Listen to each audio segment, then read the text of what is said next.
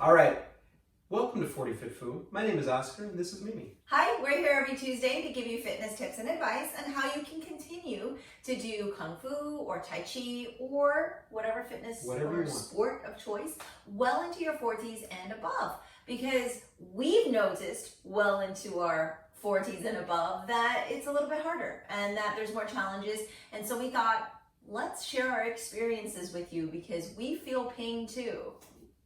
Sometimes a lot, and sometimes inexplicable, where we're like, what the heck, man? Why is this happening to me? All right, so if you notice we're in a squat today, I actually don't know why because we're not doing squats, but I often hear people tell me they'll never be able to get in this position, right? So one is, this is honestly our second take, so we've been in this position a while, so I think we can stand up now.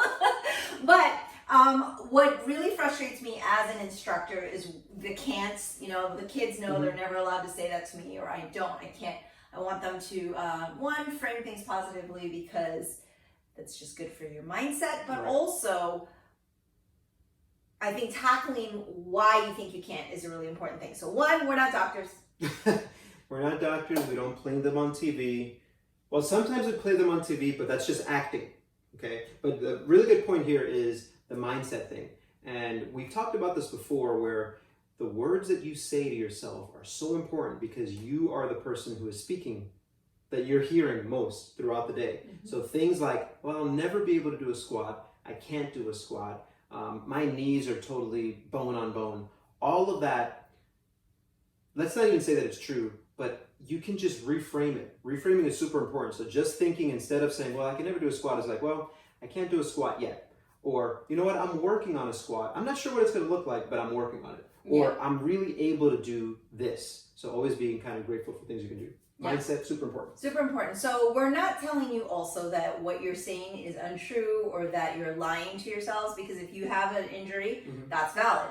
However, we are saying there is a range of things that you can do to improve upon it. So we're taking the squat kind of as an example. I hear a lot, I have knee issues. I shouldn't do squats. I'll never be able to, or, you know, et cetera, because of my knee pain / issue. Yeah, so this is, we're not going to do a breakdown of the squat, but just as an example, I have clients who come in and say that all the time, right? And so the first thing that I do is like, oh, okay, cool. Well, let's have you go get onto your hands and knees. So I have them kind of get into this position. Now this is, with a little rocking back and forth, is basically a horizontal squat. It's an unloaded squat, especially if my toes are curled here underneath. Right? It looks just like that. So if you're able to do that, but you can't squat down, all I ever tell people in a nice, kind way is, oh, you know what it is? It's just a strength issue. You're just not strong enough to get there yet. We will work on it. And it may not look, my squat is not going to look like Mimi's squat. It's never going to look like Master Chan's squat, even though that's my goal. But we're all going to look a little bit differently. But there is a continuum. We talked about this earlier. The continuum of a movement. Let's say this is your rock bottom squat, my rock bottom squat, and all the way to the max is Master Chan's squat. Okay, I can just start working towards it. I may not get there, but I'm going to work towards it. This may be where you want to start, but you are of the mindset that you can't.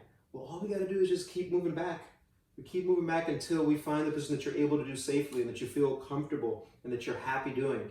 And then work our way back in. And maybe you won't get back to the center, but I bet you that where you thought you were nowhere near here, you might just be a little bit off. Yeah, and another thing, absolutely, another thing is you may have been there at one time, and so you have this memory of, oh, well, this is where I should be. And that's just not where you might be at that moment in time, and that's okay. So I think one of the things I wanted to ask you about also is that misconception, like, well, I have knee pain, so I should never squat, or never do single leg deadlifts, or never do this, or, oh, because I have a back thing, I should never do squats or single leg deadlifts. It is true. There are certain movements that are actually designed to improve upon the things that you think are the problem. Well, anyone who ever tells me that they should never do squats, I always think of, well, let's fast forward for us 40 years in the future. Do we want to be able to get up and down off the toilet when we're 80 years old on our own? Yes. So then you got to practice a squat. Now, it may not be what you think is a squat, but you want to be able to do it. The same thing for why do we do shoulder circles? Sticking with the bathroom analogy, well, when I'm 80, I want to be able to wipe my own ass. I don't want to have to call someone and say, please wipe my ass. So that limitation of saying, I should not, or I can never do that, think about what you want to be doing when you're 80, when you're 90. And that kind of mindset of like, well, I'm going to practice for the 100-year-old Olympics. The 100-year-old Olympics means I want to be able to get up and down off the ground. I want to be able to do things without assistance. So let's erase the I can never do this or I shouldn't be able to do this. Instead, it's more of what can I do? And sometimes practicing the movement that you shouldn't be doing, modified, and being okay and saying, oh, this is a squat. I'm squatting to a higher position. I'm just kind of hinging. That is what your squat is, right? And that you should be okay with that. Yeah. So if you have movements like this that you thought you never should have, could have, never, whatever, let us know. And we'll give you some regressed exercises. We'll give you an idea of what you can do. So for example, like Oscar just did the squat modification today. If you guys have questions, that's what we're here for. And we hope we have answers. If we don't, we'll figure it out. Yeah, here's the thing. There's a lot of times in both of our careers we're like, I don't know what the answer is. Let's figure it out together. And there's this exploratory thing where we're like, does that work? No? Okay, let's try this. Does that work? Cool. All right, we figured it out together. High five. That is exactly what you need to be doing. But we reiterate this a lot. Don't move into pain.